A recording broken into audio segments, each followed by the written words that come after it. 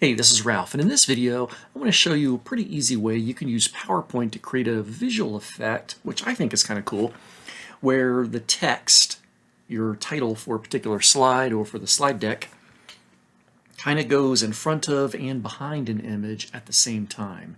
And to illustrate our example, we'll do something like this, where we're having text kind of go in front of and behind an arch from Arches National Park.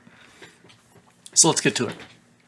Now I'm going to start with a blank slide, blank presentation, and the first thing I'll do is I'm going to zoom out just a little bit on the slide. I'm going to take my subtitle placeholder, and I don't know if I'm going to use it or not, but I don't want to delete it quite yet, so I'll just drag it off the slide, just out of the way. I'm going to focus just on my title here. And for now, I'll just go ahead and put in a filler title. This is going to be my presentation title. I guess I'll make it a little bit bigger. My awesome presentation title. And something I'm going to do here that's not super critical, but I do like if this is in a really big, chunky font, I'll just use good old Arial Black. And another thing that I like is I'm going to head over to Shape Format. By the way, my title placeholder is selected. I'm going to click on the border just to ensure that it is. Shape Format, Text Effects, Transform. I like this one right here, this warp square style. And the reason I like that is because now it's really easy just to reshape this block and get the text sized appropriately. So, in fact, I'll just take out that last word, so there we can kind of see what I'm talking about. And if I make the text box smaller, the text gets smaller. It's just kind of a little bit easier to work with because it fills up that text box space. All right, so be it. I'm going to take this text and just move it off to the side for now. Come back to that in just a moment. But now I need the cool photo of Delicate Arch in Arches National Park, which I'm very fond of. So I'm just going to head up here and I'll do a search for Delicate Arch. I'll just repeat my search that I did before. I think I'm still going to look for a landscape orientation picture. And I think this one's kind of neat here, kind of in the sunset. I'm going to click on this one. And I'm going to just go ahead and download the medium size. Back over to my PowerPoint. And I'm going to insert picture from this device, and I know those pictures that I download, they go to my downloads folder, and it'll be this one right there. There we go. So I've got that picture.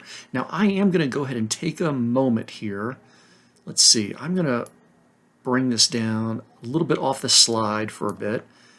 I'm going to scroll. I'm going to resize it. I want this image to really kind of fill up the slide. That might be good there. I'm going to double click on the image. I'm going to go to crop, and I'm going to crop it down so this image is exactly the size of this particular slide.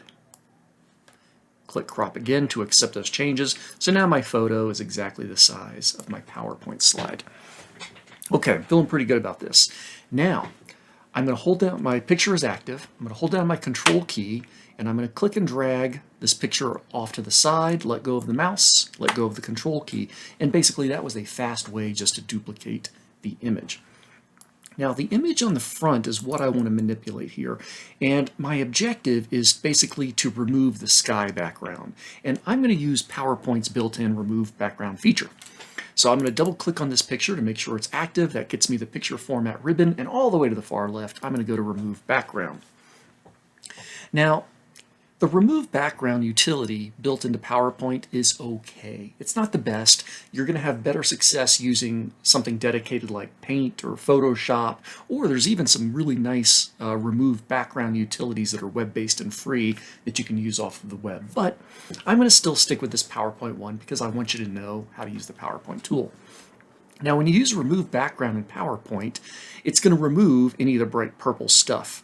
And if there are things that I want to keep that I don't want it to remove, then I use my remove background tool over here, mark areas to keep. And I will just draw little lines and squiggles on the purple areas that I want to keep. For instance, I can draw lines right down here and it's going to start to keep more stuff. However, it's starting to keep sky, which I do want to get rid of. Okay, that's fine, but I do want to get rid of more sky, so now I'm going to mark areas to remove. So I'm just going to select some sky areas that I want to get rid of, and I'm drawing lines right over the sky, but not over the mountainy part. Now, once I feel satisfied with the areas that are going to be removed, I know it's removing stuff at the bottom, but that's not going to hurt us at all. And now I can keep my changes. Just click the green checkbox. Great. So now I've got two photos. I've got one photo that is original. That's filling up my slide and everything is part of it. But now I've got this other photo where the sky has been removed, and I can superimpose one photo over the other one and pop it in just like that. So I've really got two photos. Now when I take my text block, my title block, and I move it down here, oops, you can't see it at all. No worries.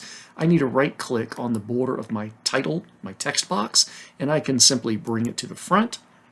Now it's covering everything, but now I can click on the photo on the front, which is partially the removed background. I can right click on this, and let's try that again. Right click on this, and I can also bring it to the front that way. Now if it gets a little bit confusing when you're bringing things to the front or sending things to the back, don't forget on the home ribbon you can go all the way to the far right to the select option and then the selection pane, and this will give you the items, the objects on your slide, and you can drag these up and down to get the exact layering that you want. I think I'm in pretty good shape, so let me take my photo with the partially removed background and let me reposition that right up here on top. And now I can take this text block and I can kind of position it exactly where I might want. And I can go right up here so it's in front of the sky but a little bit behind that arch to kind of create that effect.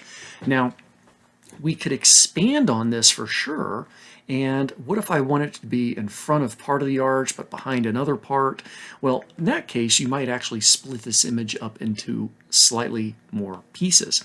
So, for instance, I could go to this image, which is still on the front, double click it, go back to remove background, mark areas to remove a little bit more, and now I could actually start to remove things. Oops, let's mark areas to remove.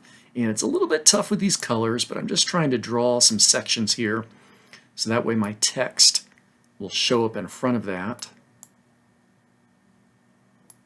Let's see how this looks now. I'm going to keep those changes, put this back a little bit, and now when I move my text block down, let me click on title this way. I'll just use the selection pane.